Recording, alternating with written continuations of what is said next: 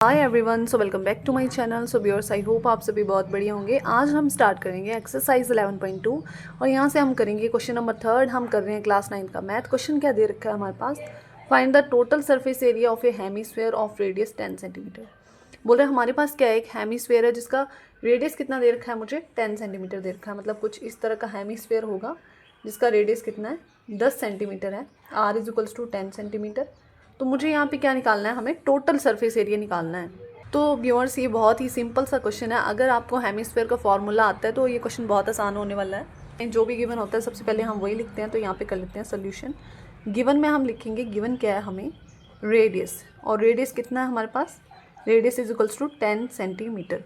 अब मुझे पता है कि हेमिस्फीयर का फॉर्मूला क्या होता है, तो यहाँ पे लिखेंगे surface area of hemisphere, surface area of hemisphere is equals to क्या आ जाएगा यहाँ पे, 3 pi r square. 3 into pi कितना है हमारा 22, क्या हो जाएगा, मुझे यहाँ पे 30, मुझे यहाँ पे जो पाई की वैल्यू लेनी है, क्वेश्चन पे बोला हुआ है 3.14। तो ये मिस्टेक नहीं करनी है आपने। तो यहाँ पे लिखना है 3 मल्टीप्लाई, इसको कैंसिल आउट कर देंगे, 3.14 मल्टीप्लाई पाई आर का स्क्वायर मतलब 10 का स्क्वायर, मतलब 10 दो बार लिख देंगे।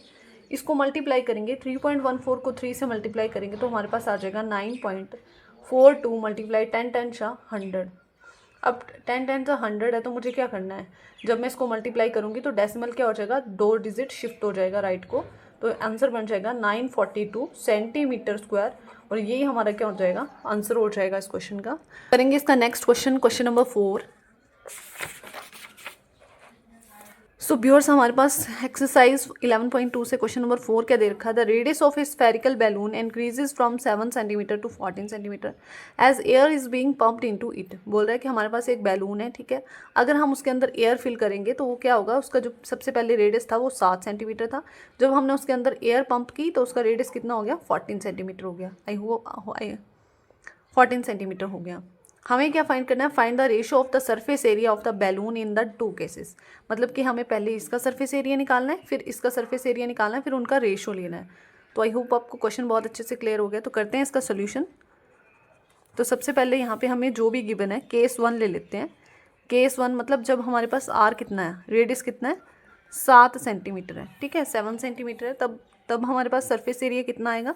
तो हमें पता है surface area of the sphere का फॉर्मूला क्या होता है। तो यहाँ पे लिख लेंगे surface area of sphere is equals to 4 pi r square. 4 into pi कितना है, 22/7। जिस क्वेश्चन में हमें नहीं बोला होता ना, वहाँ पे हम 22/7 ले लेते हैं। आर की वैल्यू कितनी है, 7 स्क्वायर बोला है, मतलब 7 इंटू 7 आ जाएगा। 4 मल्टीप्लाई 7 से 7 कैंसिल हो जाएगा, 22 मल्टीप्लाई 7, 7 4 ज़ा 28, इन दोनों को मल्टीप्लाई कर देंगे, मल्टीप्लाई 22। इसको सेंटीमीटर, सरफेस एरिया तो स्क्वायर एज इट इज़ रहने देंगे, इसको आगे मल्टीप्लाई नहीं कर रहे हैं हम। नेक्स्ट अब रेडियस सेकंड, रेडियस 14 के लिए भी क्या करेंगे, सरफेस एरिया निकाल लेंगे इस बैलून का भी, ठीक है। लिखेंगे केस 2 लिखेंगे, फिर लिखेंगे capital R is equals to, R की वैल्यू कितनी है, 14 सेंटीमीटर। अब इसकी बारी आ गई, जो बैलून जब हमने एयर पंप कर दी थी उसके बाद की। तो यहाँ पे क्या आ जाएगा, R is equals to 14 centimetre. Surface area of the sphere is equals to, formula हमें पता है, फॉर्मूला आपको आना चाहिए, 4 पाई आर स्क्वायर। क्या आ जाएगा, 4 into 22/7 multiply r square, r कितना है हमारा 14 है, 14 का स्क्वायर आ जाएगा, 7 1 7 7 2 का 14, 4 इंटू 22 मल्टीप्लाई 2 इंटू 14 आ जाएगा 22 इंटू 2। इन दोनों को मल्टीप्लाई करेंगे या फिर इन दोनों को कर सकते हैं, 4 को एज इट इज़ रहने देते हैं, इन दोनों को मल्टीप्लाई कर लेंगे तो यहाँ पे आ जाएगा 28। 22 मल्टीप्लाई 4 एज इट इज़ रहने दिया, 2 और 14 को मल्टीप्लाई कर दिया, 28 आ गया। यहाँ पे लिख देंगे सेंटीमीटर स्क्वायर। अब मुझे क्या निकालना है, क्वेश्चन में बोला हुआ है find the ratio of the surface area. इसमें भी हमने सरफेस एरिया फाइंड कर लिया, इस केस में भी सरफेस एरिया फाइंड कर लिया। अब मुझे रेशियो लेना है दोनों केसेस में। तो यहाँ पे लिखेंगे ratio is equals to surface area in case 1। Case 1 में जो सरफेस एरिया निकाला है divide by surface area in case second.